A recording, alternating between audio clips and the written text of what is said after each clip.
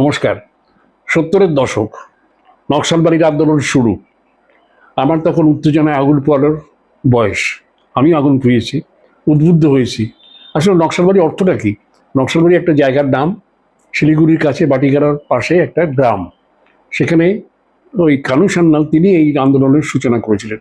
চারু মজুমদারকে তখন দেখেছি, দেখিনি, তার বক্তব্য শুনেছি এবং পরে ওখানে গিয়ে দেখেছি যে এই এই কানু সান্যালের কী জীবনযাপন ছিল। তো তারপরে নাগভূষণ পট্টনায়ক উড়িষ্যা থেকে কী বক্তব্য কাগজে বেরোতো, যে কোনো মানুষ উদ্বুদ্ধ হতে পারত। তো ওদের বিশ্বাসে অনেকটা ভুল ছিল, কিন্তু ভেজাল ছিল না। আমার এক নিকট আত্মীয়, তিনি প্রেসিডেন্সি জেলে ওই ওই যদুগৌরব করে নকশালদের অ্যারেস্ট করে তাদের এখানে রাখা হয়েছিল বলে তিনি অ্যাটাক করলেন। সে হাই সেকেন্ডারিতে 7th হয়েছিল, সে অ্যাটাক করে তাকে ছাড়াতে গেছে। কত দুঃসাহস, কি বিশ্বাস, কি ডেডিকেশন! ও তো 7th হলো।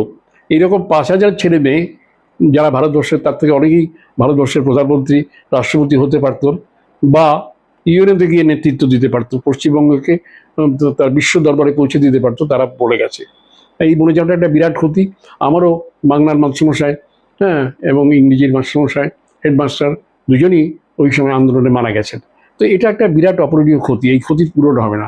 তারপরে দ্বিতীয় পর্যায়ে এই 15 বছরে যা অপকীর্তি অবক্ষয় আমরা দেখলাম, তাতে বাংলার আর ঘুরে দাঁড়ানোর কোনো সম্ভাবনা নেই বলে মনে হয়।